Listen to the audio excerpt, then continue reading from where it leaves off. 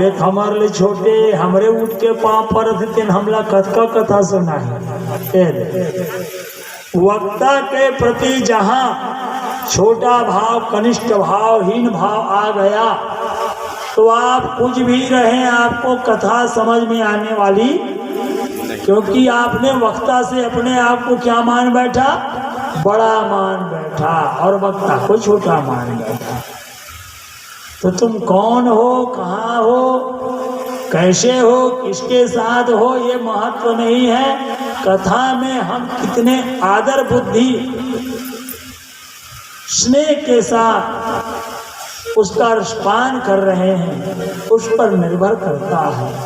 परिणाम स्वरूप सती आदर पूर्वक कथा नहीं सुन पाई, कथा में रही लेकिन कथा नहीं सुन पाई। तो भगवान शंकर ने कथा सुना भी और आदर पूर्वक, स्नेह पूर्वक, और कथा में इतने आनंद आए कि शिव जी को प्रार्थना करना हो गया। क्या महाराज तुर कथा अतका सुंदर है तो तुर दर्शन कब हो ही कथा सुंदर हो। कथा उठी से भगवान के दर्शन के लालसा पैदा हो, ये कथा का सार। हम कथा सुने तो हमारे हृदय में भगवान के दर्शन की लालसा पैदा हो,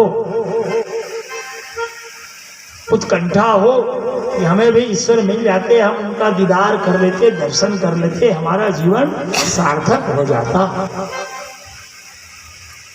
तो भोलेनाथ की प्रार्थना सफल हो गई। कथा सुन करके आ रहे थे,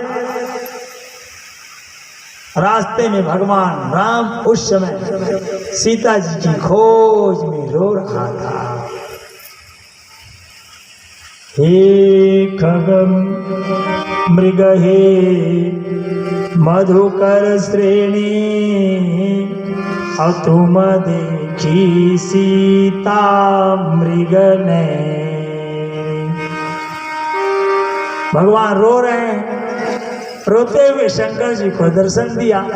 शंकर ने ये नहीं कहा था कि फलाना रूप में दर्शन देना, भगवान को इतना ही कहा था आप मुझे दर्शन देना। तो राम ने भी सोचा चलो भाई, हम जिस रूप में है, जिस वेश में है, जिस देश में है, जिस अवस्था में है, उसी के अनुरूप हम आपको दर्शन दे देते हैं। क्यों? क्योंकि इस समय भगवान भोलेनाथ कैलाश को छोड़ करके कहाँ आया है, मृत्यु लोक में, धरती लोक में। तो मेरा राम भी साकेत लोक को छोड़ करके कहाँ आ गए थे, अयोध्या आ गए थे, और अयोध्या में आए तो सीता का हरण हो चुका था, जिसकी खोज में मेरा राम रो रहा था। और शंकर जी ने प्रार्थना कर दिया प्रभु हमें दर्शन दो। तो कौन भगवान दर्शन दी? रोवैया भगवान है, रोआ थे। हे खग मृग हे मधुकर श्रेणी, और तुम देखी सीता मृग नैनी। राम रोते हुए जा रहा है, रोते हुए राम को शंकर जी दर्शन कर रहे हैं। और जब दर्शन किया तो शंकर जी के मुख से प्रार्थना में क्या निकला? जय सच्चिदानंद जग पावन, और अस कही चलू मनोजन सावन। जय सच्चिदानंद कौन लगा थे? बोबो बोबो रोवा तेन कहा थे। जय सच्चिदानंद जग पावन, और अस कही चले मनोजन सावन। ऐसा कहते प्रणाम करते हुए शिव जी चलने लगे। तब सती की थे शंकर जी राम काकर पाँव पर था, वो राजकुमार के जेकर पत्नी हरण हो गए वो रोवत है, वो मनखे के, वो आदमी के। शंकर जगत वंद्य जगदीशा,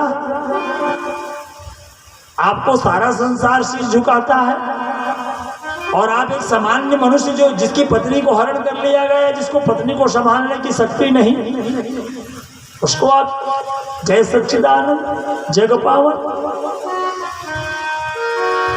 भगवान शंकर ने कहा पार्वती सोई मम इष्ट देव रघुवीरा और सेवत जाहि सदा मति धीरा जासु सत्यता ते जड़ माया भास सत्य इव मोह सहाया।